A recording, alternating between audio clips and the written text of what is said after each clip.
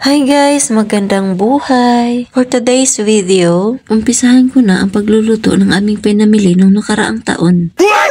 Hasta nung nakarang araw pala. Hindi na nga ako nag-alinlangan pang ilagay ang isda sa palanggana.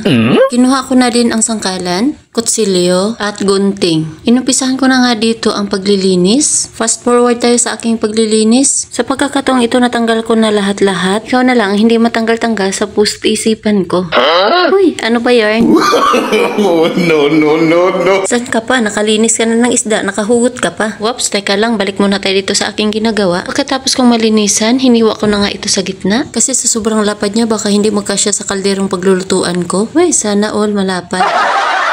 Pagkatapos kong hiwain, hinugasan ko na ito. Pagkatapos kong mahugasan, sinet aside ko muna. Kinuha ang kaldero, nilagyan ng tubig. Kung di nyo lang matanong ang aking recipe ngayon, ay sinabawang isda. Dahil nga asa siya ay sinabawang isda, naglagay ako ng hanggang leeg ang tubig.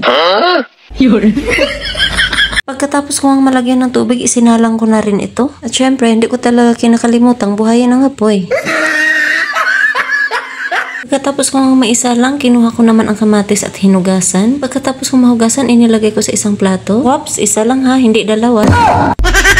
Kumuha na din ako ng luya at binalatan ko na din. Mga ilang minuto lang ang nakalipas. Sa wakas, natapos ko na ring balatan. Tinabi ko na nga ng kaunti ang balat ng luya kasi meron pa akong babalatan. Sa puntong ito, kinuha ko naman ang sibuyas. At binalatan ko na rin ito. Pagkatapos kong ang balatan, hinugasan ko na rin at inilagay sa plato. At nang matapos ko ng balatan ang dapat balatan, hinugasan ko na nga dito ang chopping board at kutsilyo. At kung mapapansin nyo, hinugasan ko uli ang sibuyas, kamatis, siling haba, at luya. Pagkatapos kong mahugasan, na-slice ko na rin lahat. Kung mapapansin nyo lang ha, ang sipag ko maghugas ng chopping board na. Pagkatapos kong hugasan, kumuha ako ng maliit na mangkok, strainer, kalamansi. Sa pagkakataong ito, inislice ko naman sa gitna. Fast forward tayo sa aking paghihiwa. O, diba? Ang bilis kong natapos, no? Mabilis pa sa alas 4 yarn.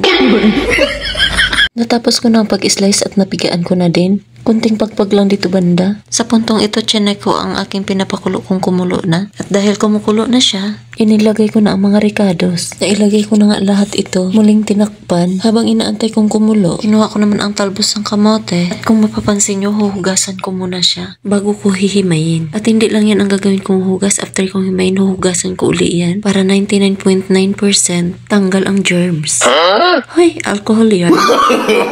No. Pagkatapos kong hugasan, inumpisahan ko naman ang paghihimay. Mga ilang minuto nga lang ang nakalipas tapos ko na rin himayin. Hindi na ako nagpatumpik-tumpik pa, hinugasan ko ng muli. Pagkatapos kong ang hugasan, ibinabad ko muna sa tubig. Pagkatapos kong himayin, sakto nakuluan na rin yung ricados na aking nilagay. Inilagay ko ng adin dito ang kalamansi na siya ang magsilbing pampaasim. Isinunod ko naman dito ang pampalasa. At pagkatapos nga niyan, inilagay ko na rin ang isda.